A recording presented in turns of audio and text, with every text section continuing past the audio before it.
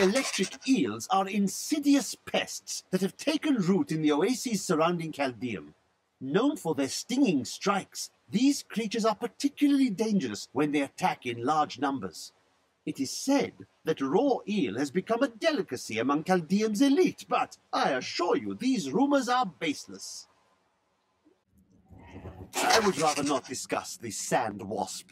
These overgrown insects wouldn't be notable whatsoever if not for their exceptionally poisonous stings, which, alas, killed my young apprentice. I thought he would be more careful when I sent him to retrieve a sample from the hive, but his parents did not understand my perspective. The deserts of Kyrgyzstan are majestic, expansive, and full of stinging swarms of insects. They may seem a minor nuisance, but these vermin carry numerous strains of pestilence. One of them was trapped in my boot once, and my foot swelled up to the size of a melon before the infection cleared. What horrible creatures! It seems that the Fallen are indeed creatures of demonic origin. The old heraldic tale claims they were once powerful servants of the mythical Asmodan. They purportedly aided him in his battle against the prime evils, and Diablo later punished them by twisting them into the small, stupid forms they now possess. These serpentine demons are Belial's favored servants, and he has granted them some of his skill in cunning and illusion. Deceivers will cloak themselves in the familiar forms of their enemies' companions and friends, waiting to strike when the moment is opportune. It is only then that their true forms are revealed. To those who doubt my achievements in research, I present my findings on the Dune Dervish. It took me many years to find the truth of these strange, deadly figures. But my sources indicate that they are the cursed remains of mages who summoned a demon far beyond their power to control.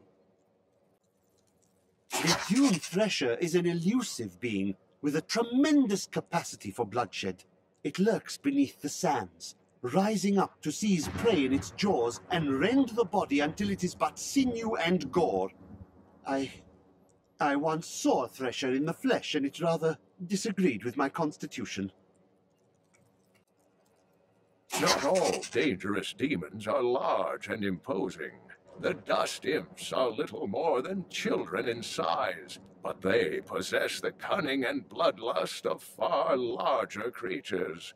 They take cover in the shadows, emerging only when viable prey wanders too close.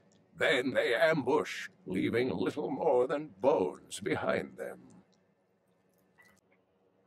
Though the champions are larger, and the lunatics more devastating, it is the shaman priests who lead the Fallen. These shrunken, unintimidating demons can easily kill an enemy with their firebolts, but it is their ability to resurrect their imp allies that allows them to command such high respect from their peers.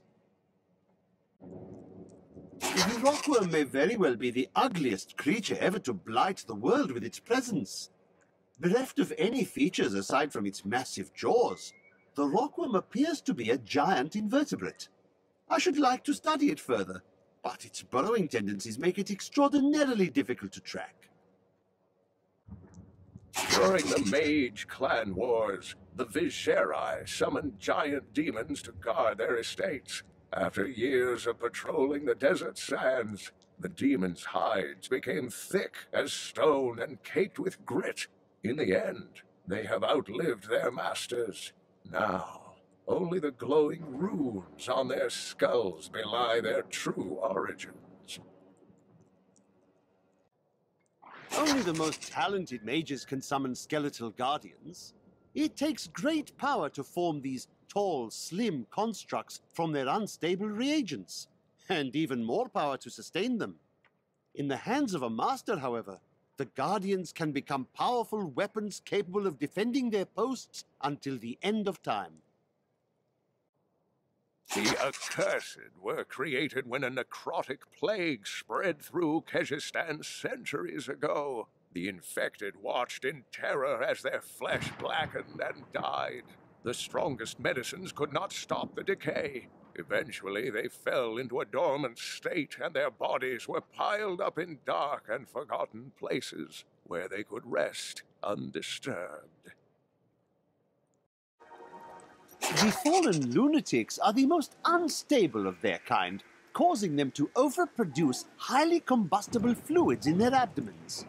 I believe this imbalance must be inevitably fatal, leading the lunatics to puncture their stomachs and release their explosive bile in a terrible display when enemies come too near. It is easy to focus on the dangerous foes one may encounter on the ground, but the Bloodhawks rule the skies with terrible ferocity.